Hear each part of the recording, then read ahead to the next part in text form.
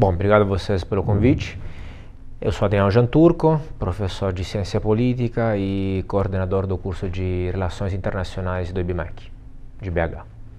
O meio ambiente é um tema muito importante, evidentemente, ao mesmo tempo muito sensível. Eu falo sempre brincando que é difícil falar deste tema porque virou quase uma religião, né? E algumas pessoas têm posições muito dogmáticas e sensíveis, emotivas, etc. Entendo, compreendo, mas realmente é muito difícil falar de forma racional sobre isso, porque apesar de ter dados e algumas comprovações, alguma literatura científica sobre, as pessoas tendem a não enxergar este tema assim e a não reagir, provavelmente as minhas palavras daqui para frente, agora de forma ponderada, racional e tranquila, como é qualquer debate. Virou uma religião. E hoje, por exemplo, a mesma OMS, a Organização Mundial da Saúde, reconhece como uma das novas doenças a histeria climática, né? Ou seja, a ideia segundo a qual muitos jovens, especialmente adolescentes e menores ainda, estão tendo este pânico, este medo em relação ao futuro do planeta e algo deste tipo, né?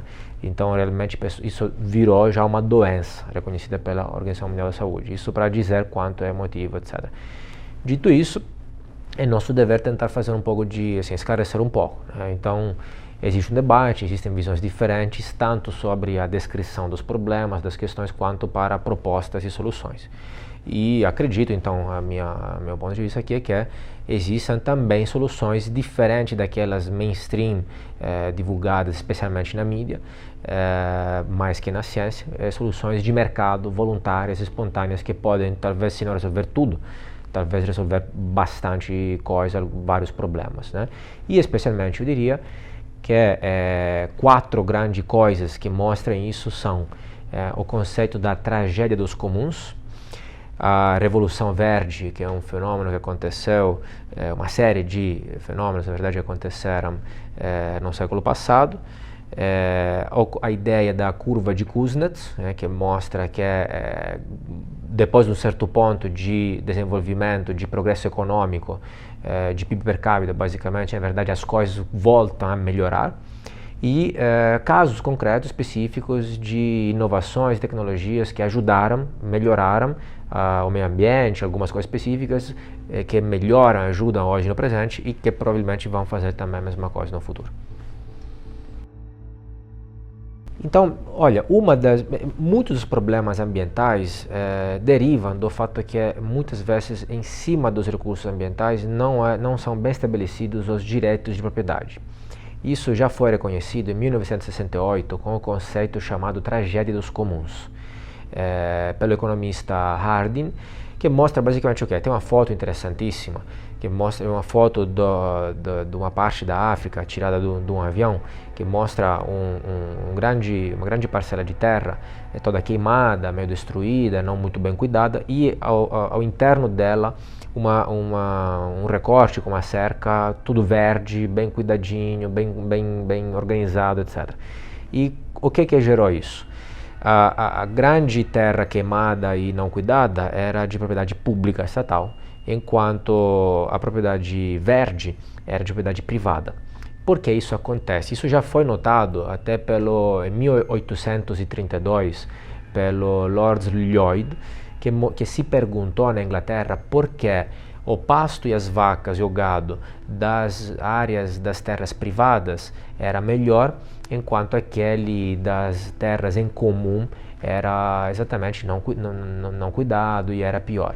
Por que isso acontece? Porque quando algo é de todo mundo, é de ninguém e ninguém cuida. E quando algo é privado e os direitos de propriedade são bem estabelecidos, tendem a funcionar relativamente bem. Vou dar alguns exemplos específicos. No século passado, teve um problema do rinoceronte branco da África que estava em risco de extinção. Por quê? Porque as pessoas caçavam este rinoceronte para pegar o chifre, para utilizar supostamente com algumas propriedades médicas, terapêuticas e sensacionais. Sem entrar no mérito da questão, se isso é verdade ou não, se funciona ou não, mas o fato é que tinha uma demanda para isso, tinha um mercado para isso. Era proibido caçar rinocerontes, evidentemente, mas aí, obviamente, tendo um mercado, tendo uma demanda, era lucrativo, então tinha pessoas dispostas a incorrer, né, a cometer este crime, a caçar, e aí tinha muito valor no mercado este chifre, e aí, obviamente, a população de rinocerontes estava se extinguindo. O governo tentou várias vezes proibir, multar, sancionar, etc., com as ferramentas comuns que geralmente se tenta, são estas, né? Sancionar, proibir, etc. Não funcionou, a população de rinocerontes estava continuando a diminuir. A um certo ponto foi tentada uma abordagem diferente, que basicamente foi permitida, foi quase a privatização dos rinocerontes. Ou seja, foi permitido ter propriedade de pedaços de terra. Obviamente o rinoceronte não é um animal facilmente domesticável, como cachorros, gatos ou vacas, por exemplo, né? Mas então é permitido agora ter a posse de propriedades de terra, onde obviamente residem uma população de rinocerontes lá. Aí muda tudo. O mecanismo de incentivos muda, porque no momento no qual você é o dono, entre aspas, daquilo, você tem um interesse sim em explorar economicamente, tudo, mas também preservar. Por quê? Porque obviamente você quer continuar a explorar no longo prazo. Então não tem mais o incentivo a acabar com aquilo. E aí o que aconteceu? A população de rinocerontes exatamente voltou a aumentar. Esta é a tragédia dos comuns. Quando algo, por exemplo, um lago, uma lagoa, e os peixes estão lá, se é de todo mundo e de ninguém, eu tenho incentivo em pescar, e pescar rápido, e pegar todos os peixes lá, porque se eu não fizer assim, outros farão. E aí o que vai acontecer é que há um sobreuso, sobrecarregamento daquele bem, e gradualmente, no longo prazo, os peixes, a caça, os animais, a flora e a fauna vai acabar. Ao contrário, se você estabelece direitos de propriedade bem estabelecidos, e aí divide isso entre as pessoas, e aí as pessoas não terão mais o incentivo a acabar com aquilo. Podemos ter outros exemplos disso. Então, por exemplo, Pantanal. Hoje, no Pantanal, cerca de 80% do Pantanal é privado, cerca de 87% do Pantanal é preservado. E como funciona? Exatamente desta forma. Tem empresas privadas que exploram e ao mesmo tempo preservam. Você, turista, vai lá, paga ingresso, paga para pescar, paga, por exemplo, com base no quilo de quantos peixes você pesca. E aí, obviamente, os donos têm incentivo a explorar isso economicamente, etc., gera emprego, propaganda, etc., mas ao mesmo tempo não acabar, porque esta é a fonte de renda deles. Por outro lado, arara azul, que é um problema. Existem, então, por exemplo, no Brasil, dois tipos famosos de arara, arara vermelha e arara azul. A arara azul é em risco de extinção e a arara vermelha não. Por quê? Isso pode depender de fatores naturais mesmo, né? Mas também pode ser equilibrado ou piorado pelo ordenamento jurídico, pelo mecanismo de incentivos. Então, o que acontece? Comercializar, criar e comercializar araras vermelhas é já muito complicado. A arara azul é ainda mais complicado, precisa de autorizações que são muito complicadas, etc. E aí o que acontece? Tendo uma demanda, certo ou errado que seja, mas tendo uma demanda disso, obviamente terá pessoas dispostas a caçar, capturar araras azuis e vender no mercado informal. Hoje, o valor de uma arara azul no mercado chega a 70 mil reais. Agora, é evidente, a lição da tragédia dos comuns fala o quê? Que se você pudesse criar e comercializar araras azuis, na verdade teria um aumento da população, as pessoas criariam, mas não acabariam com ela, manteriam, por exemplo, um casal para poder se reproduzir, para vender os filhotes, etc. E aí aumentaria. Provavelmente as pessoas até iriam pintar as araras vermelhas de azul, por exemplo. Na verdade, o que aconteceria? Teria tantas araras azuis que o valor de mercado cairia. É muito demandada exatamente porque é rara, exatamente por isso. Então, na verdade, poderia até se inverter, na verdade, o resultado entre araras azuis e araras vermelhas. Ou ainda, atmosfera terrestre, oceanos, é exatamente este o problema da poluição, o problema, por exemplo, da pesca hoje. Oceano, alto mar, que não é bem definida a propriedade, né, são águas internacionais, realmente hoje tem um problema de sobreuso, sobrecarregamento da pesca. Por quê? Porque são águas internacionais, não é definida a propriedade nem entre privados nem entre estados, e a mesma coisa acontece com a atmosfera terrestre. É de todo mundo, logo é de ninguém. Logo, o incentivo que as pessoas têm é o seguinte, se eu não poluir, se eu não pescar, outros irão fazer isso. Eu não tenho como controlar isso, logo, mesmo entendendo as causas disso, racionalmente não é tão vantajoso parar de fazer isso, porque eu vou frear meu crescimento econômico e os outros não. O problema, a solução seria definir títulos de propriedade bem estabelecidos. O sistema de cotas, por exemplo, que hoje existe e é estabelecido com o protocolo de Kyoto e outros protocolos internacionais sobre questões ambientais, faz exatamente isso. Nos anos 60, 70, quando os economistas propuseram o sistema de cotas, era visto como uma heresia. Hoje é uma realidade. Como funciona sumariamente?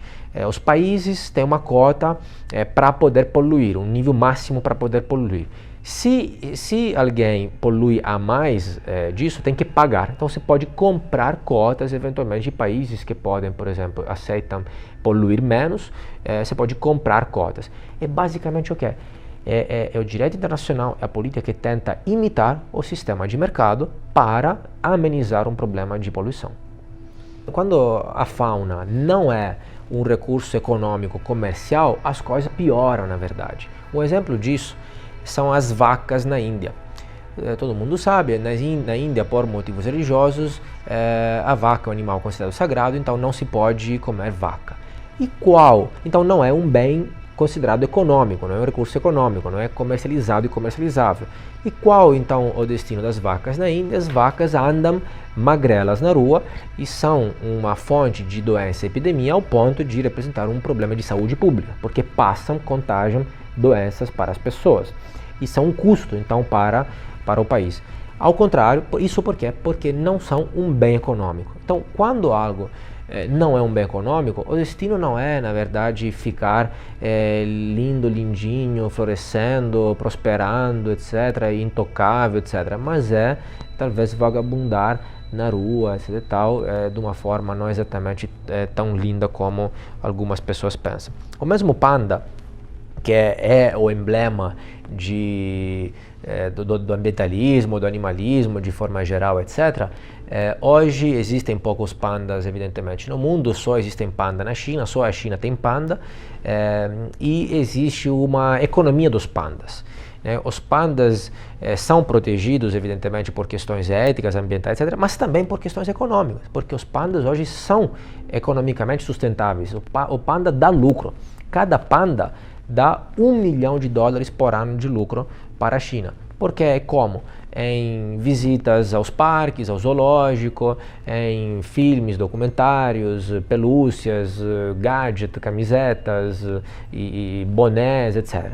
Então, não há ninguém que queira ameaçar o panda hoje, exatamente porque se torna algo lucrativo, então de interesse das pessoas. Na medida na qual isso continuar, então terá todos os motivos para continuar a preservar o panda também.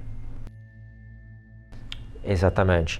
Sempre teve esta preocupação, né? Que do ponto de vista micro, do agente econômico da pessoa, faz todo sentido, é legítimo, porque nós evidentemente temos certos medos, preocupações em relação ao futuro, nos preocupamos, tentamos evitar o pior no futuro, então tentamos tomar precaução para. Como pessoas no micro, isso é super racional e é, na verdade, o que determinou o sucesso do ser humano até hoje. Mas o problema começa quando isso vira uma análise macro, política e econômica, porque não é o que está acontecendo. Então, exatamente, Malthus, em 1789, profetizou que a população estava aumentando de uma forma tal, mais que os recursos naturais e a possibilidade de produzir comida, e teríamos chegado num ponto no qual a população seria muito maior em proporção à comida e não teria comida disponível e recursos naturais disponíveis para todo mundo. E segundo Malthus, a humanidade era destinada a este futuro. O futuro, as últimas palavras do Malthus, do livro do Malthus, são catastróficas mesmo, apocalípticas, porque ele achava que a humanidade era destinada à miséria eterna.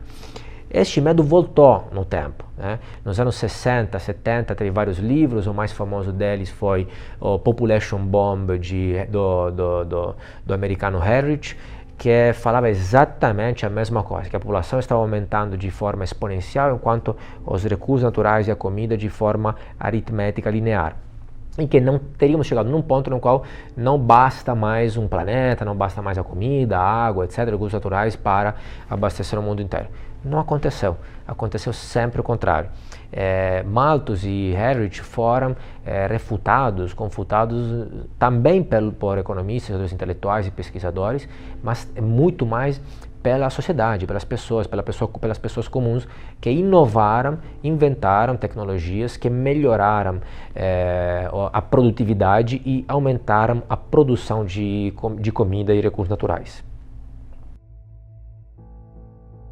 Como nós atualmente estamos utilizando mais recursos naturais e estamos talvez poluindo mais, isso irá continuar indefinidamente. É a tendência psicológica mental que nós temos a imaginar uma curva que aumenta exponencialmente. Não é talvez o que acontece no meio ambiente ou talvez não é o que acontece em todas as esferas das questões ambientais. A curva de Kuznets mostraria o seguinte, que é, nos primeiros estágios de desenvolvimento econômico de um país, sim, se usa mais recursos naturais e se usa mais terra, se o país se industrializa, polui mais, usa carvão, etc. e tal. Mas mas isso não continua indefinidamente. Depois de um certo nível de crescimento econômico, o que aconteceria seria uma queda, uma diminuição do uso dos recursos naturais. Se começa a usar menos recursos naturais per capita em proporção. Então se começa a poluir menos, a utilizar menos terra, que na verdade é exatamente o processo econômico normal, porque o processo econômico e o critério de eficiência econômica significa o quê? Resumidamente, fazer mais com menos. Então hoje nós fazemos mais, somos mais produtivos, utilizando menos recursos e menos recursos naturais. Por exemplo, o exemplo mais banal de todos é exatamente o uso de terra para a agricultura. Hoje se usa menos terra para produzir produtos agrícolas e se consegue produzir muito mais que 50, 100, 200 anos atrás. A mesma coisa acontece com população que trabalha na área agrícola. No passado, cerca de 90% da população mundial trabalhava na área agrícola para produzir comida. Hoje, cerca de 8% da população mundial trabalha nesta área. Então, e nos países ricos acontece muito menos, nos países pobres ainda, obviamente, é relativamente mais. Mas a ideia qual é?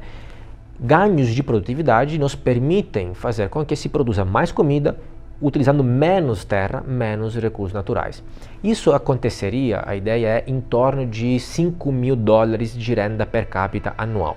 Ou seja, em torno de $5.000 de renda per capita anual, aí começaria a ter um declínio do uso de recursos naturais. Inclusive, as pessoas, além de um ponto de vista técnico, as pessoas começariam, a ideia é, a se importar mais também com o meio ambiente. Ou seja, a ideia é, as pessoas primeiro necessitam encher a barriga, satisfazer as necessidades primárias e fundamentais. Uma vez atingido um certo nível de bem-estar, etc., aí as pessoas começam a se preocupar também com o meio ambiente, que é exatamente o que está acontecendo. O fato de que muitos jovens estejam preocupados com o meio ambiente é um ótimo sinal. O ponto é como canalizar tudo isso.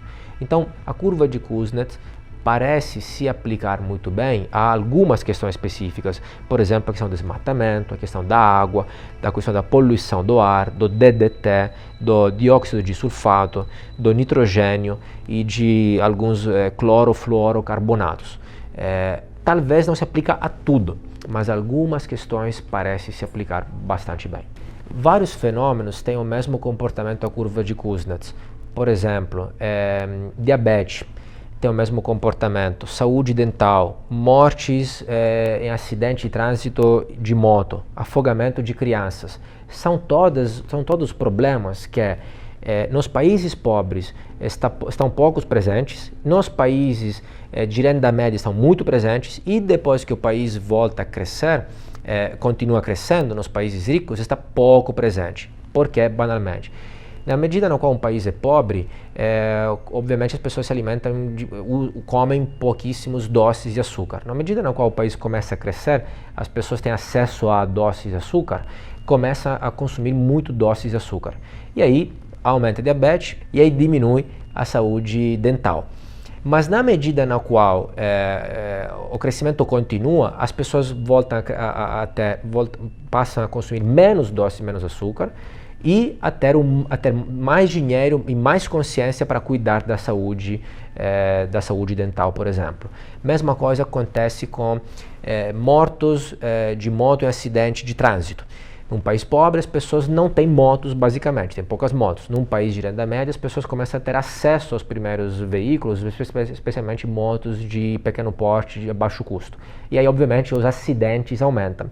Na medida na qual o crescimento da economia continua aumentando, as pessoas têm acesso a motos melhores, carros melhores, o trânsito começa a melhorar, as regras do trânsito começam a melhorar, as estradas começam a melhorar e os mortos no trânsito de moto começam a diminuir. Então, perfeitamente. Provavelmente o que a curva de Kuznets indicaria para a Amazônia é que se hoje está tendo um desmatamento da Amazônia, não significa necessariamente que vai aumentar na mesma taxa de crescimento para sempre, indefinidamente. Porque na medida na qual o país e os países fronteiriços e o mundo cresce, graças também a isso, depois nós teremos menos necessidade de utilizar os recursos da Amazônia. Se descobrem novas tecnologias sobre como, pensem banalmente, hoje tudo no passado era feito de madeira, né? Não sei, as mesas, cadeiras, etc. Hoje se usa menos madeira para poder fazer as mesmas coisas, na verdade. Então a mesma coisa aconteceu no passado, a mesma coisa acontece hoje, está acontecendo e a mesma coisa provavelmente acontecerá no futuro. E outras duas questões sobre a Amazônia. Na medida na qual se desmata, na verdade o que acontece? O restante das florestas, das árvores, acabam o valor, ficando mais raras, o valor aumenta, na verdade. Logo, o custo de desmatar, de utilizar aquela floresta a mais, aquele verde a mais, aquelas árvores a mais, aumenta. Isso incentiva as mesmas empresas a procurar outras formas de fazer o mesmo de forma mais eficiente. Então, a Revolução Verde foi um evento, uma série de eventos sensacionais que melhoraram o mundo. Provavelmente as pessoas, se alguém não sabe o que é a Revolução Verde, quando escuta a palavra Revolução Verde, deve imaginar algo ambientalista, sustentável, utilizar menos, poluir menos, etc. Talvez o que é a Revolução Verde de verdade vai surpreender alguns. A Revolução Verde de fato foi a inovação e invenção de novas espécies, especialmente de grãos e de arroz, mais resistentes a algumas pragas, doenças e a climas inóspitos, que aí permitiram um ganho de produtividade imenso, muita mais produção, especialmente de grão e de arroz, logo mais comida, mais alimentos, especialmente para os países em desenvolvimento, os países pobres, especialmente, e aí o que aconteceu nesta época foi exatamente o Norman Borlaug, que é o líder, né, o especialista que criou essas espécies novas de grão e de arroz no México e na Índia, deu um ganho de produtividade como nunca antes se viu na história, talvez só antes na Revolução Industrial. E aí, a Índia, que era um dos países mais pobres na época, com problemas enormes, muito mais que hoje, de alimentação, passou de ter um déficit de alimentos, passou a ser um país exportador de alimentos em 1968. Ao ponto que, em 1968, eles celebraram a Revolução Verde com um selo com grãos, etc., para celebrar este evento. E uma curiosidade, algumas pessoas na época até passaram a dar o nome aos filhos tinha um arroz famoso da Índia, exatamente, foi desenvolvido lá, que era o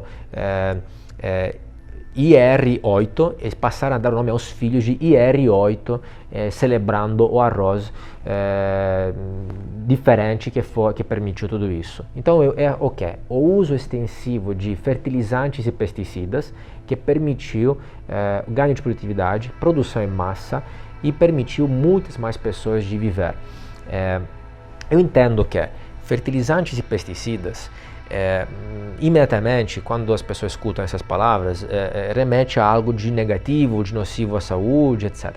Mas vamos esclarecer um pouquinho.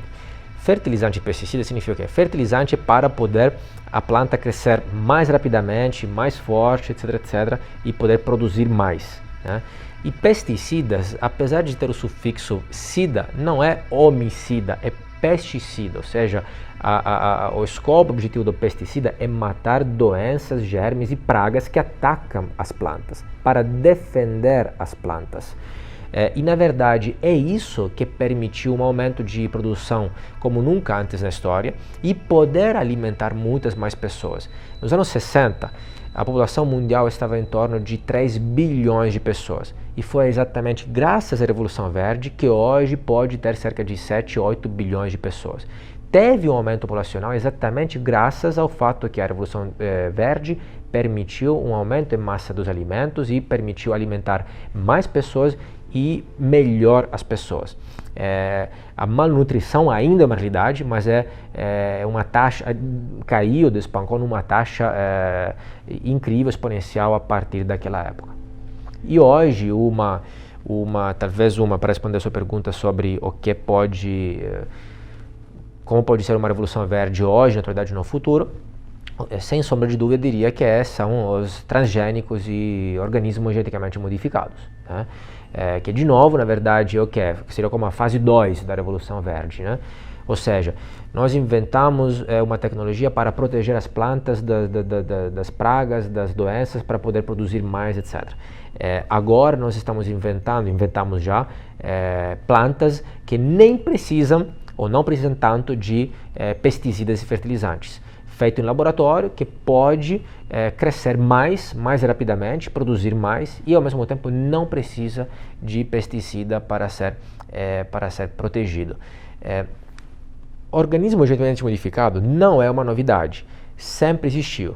O que nossos avós faziam nas fazendas, quem tem ou tinha ou teve contato com isso sabe muito bem, é exatamente a mesma coisa. Quando um agricultor pegava ou ainda pega duas plantas e cria um enxerto e junta, basicamente, isso é exatamente um organismo geneticamente modificado. A diferença é que aquilo era feito lá no campo e hoje é feito em laboratório.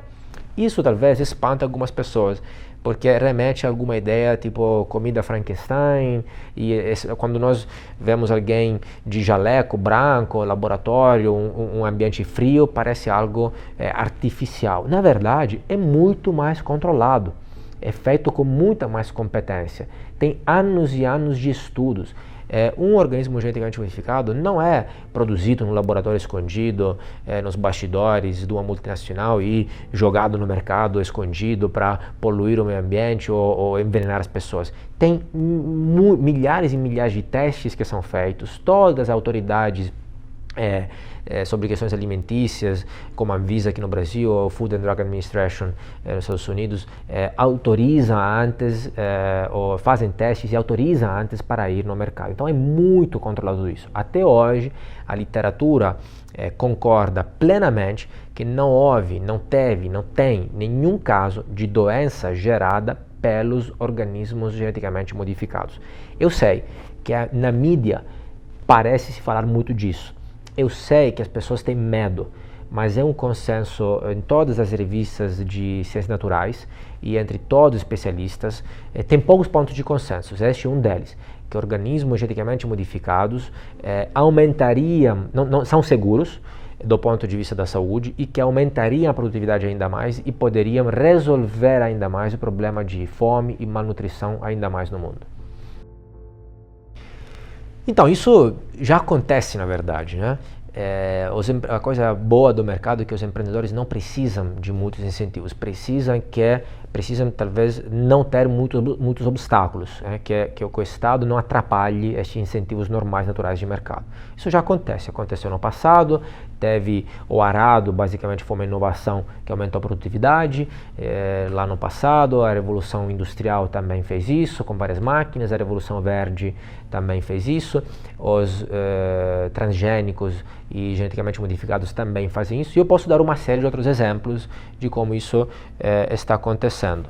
Por exemplo, alguns estão já acontecendo, outros parecem mais talvez futuristas. Mas, por exemplo, hoje já existe, todo mundo talvez já sabe, existem carnes, foi produzido o primeiro hambúrguer impresso com impressora 3D, a partir de uma célula de uma vaca. Evidentemente, isso hoje ainda é muito caro. Então, se não erro, custou em torno de alguns milhares de dólares aquele hambúrguer. Mas na medida na qual a tecnologia se torna mais barata, é melhor e se difunde mais na sociedade, como sempre acontece com todas as tecnologias, isso vai se tornar muito mais acessível. E aí não precisaremos matar vacas, ou precisaremos matar menos vacas para poder comer carne. A mesma coisa já está acontecendo com ovos. Hoje existem já ovos que são produzidos a partir de uma célula de ovos e depois reproduzidos infinitamente. Uma empresa americana está fazendo isso, só que ainda o custo deste ovo para a produção e para o consumidor final é maior que um ovo normal, entre aspas, normal que está no supermercado. Então ainda não é algo acessível, mas de novo, na medida na qual isso se torna mais acessível, como qualquer tecnologia, qualquer inovação, vai na verdade substituir os ovos que hoje nós consideramos normais. E aí, olha que interessante. Antigamente, os ovos se comiam assim, pegos de uma galinha criada livremente numa fazenda. No mundo moderno industrial, as galinhas são criadas em gaiolas, em fábricas, em indústrias, milhares, etc. Isso gera uma polêmica entre os animalistas, por exemplo, ao ponto que teve um movimento que é chamado Free Cage, os ovos de free cage, sem gaiolas, de galinhas criadas em liberdade, entre aspas, não exatamente em gaiolas, que é um selo de qualidade de mercado privado. É uma empresa que certifica as empresas que têm este tipo de criação de galinhas. Obviamente, este tipo de ovo custa mais. Mas pessoas que querem escolher esse tipo de ovo por questões de gosto mesmo, de sabor, ou por questões éticas, podem fazer. Agora, ovo artificial, entre aspas, irá substituir os ovos normais. Então nós não iremos utilizar mais as galinhas e as vacas graças à inovação tecnológica. Então, o que a Tragédia dos Comuns sugere é exatamente o problema deriva do fato que quando você tem um bem, um recurso natural, como a atmosfera terrestre, os oceanos, que são de todos, logo de ninguém, ou, por exemplo, uma floresta, aí gera um incentivo a super explorar aquilo, a super consumir, sobrecarregar.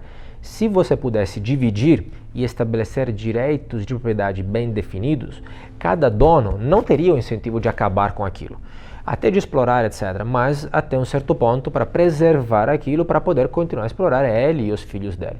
Isso se aplica a qualquer tipo de recurso natural, a atmosfera, oceanos, florestas, lagos e realmente qualquer coisa, e também a Amazônia. Hoje, cerca de 80% da Amazônia é de propriedade pública, entre aspas, do Estado, da União, basicamente.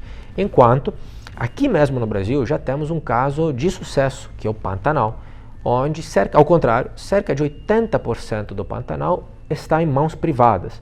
E aí, lá funciona exatamente desta forma, onde você tem ecoturismo, ou seja, é sustentável explorar o Pantanal para os donos, para os turistas, é win-win, mas eles também têm um incentivo a explorar economicamente e a preservar ao longo do tempo.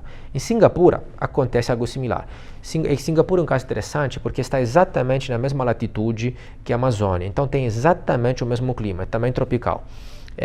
Em Singapura eles até já criaram aterros de outras ilhas para poder fazer também hortos botânicos totalmente novos, artificiais, para explorar como ecoturismo, basicamente uma floresta museu, fechado, etc., com um microclima todo criado.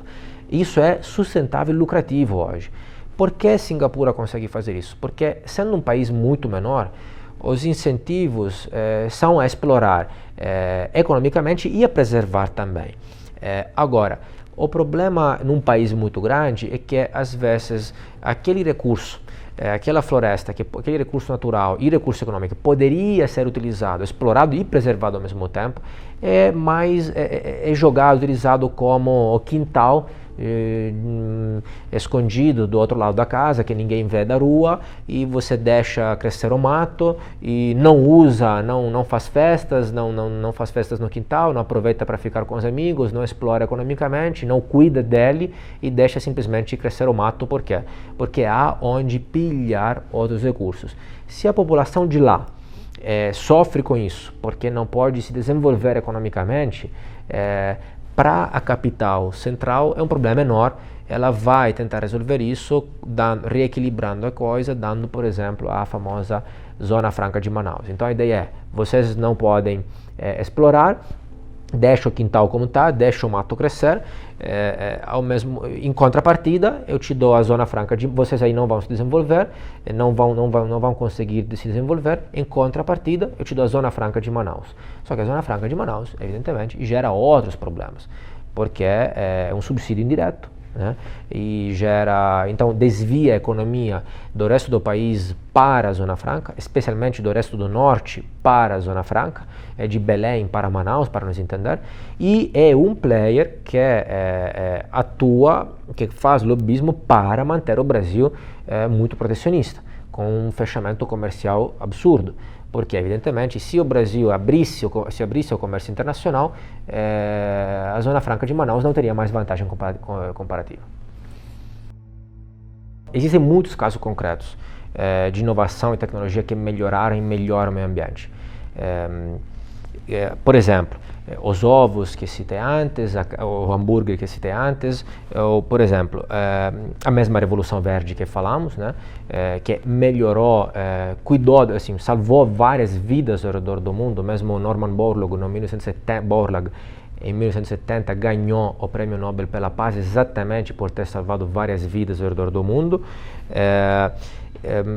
Até o Waze, que todos nós utilizamos, né, banalmente, faz com que haja uma alocação melhor dos carros, você fica até menos tempo no trânsito, menos tempo para procurar. Hoje tem tecnologias que ajudam da mesma forma para procurar, por exemplo, vagas de estacionamento livre. Então, basicamente, você polui menos, né? E pode compartilhar carros, etc. Todos os aplicativos de mobilidade urbana que aumenta o compartilhamento de carros, um uso mais eficiente dos recursos fazem isso. A verticalização das cidades, ou seja, prédios mais altos, que eu entendo que estamos acostumados a ouvir o contrário, que a verticalização acaba com o meio ambiente, etc. Mas está errado, é exatamente o contrário. A verticalização, prédios mais altos, ajuda o meio ambiente. Por quê? De forma simples, resumidamente, quando você constrói em altura, quando você tem uma cidade horizontal, esteticamente pode ficar muito lindo, cada um com a sua casinha, com jardim, grama, quintal, flores, etc. Mas uma cidade horizontal muito dispersa, muito grande, na verdade o que acontece depois, cada um tem uma casinha linda com grama, quintal, jardim, etc. Mas todo mundo tem um SUV, faz 20, 40 quilômetros para se deslocar cada dia, se deslocar de casa, trabalho e de volta, para fazer qualquer coisa, polui de carro, etc.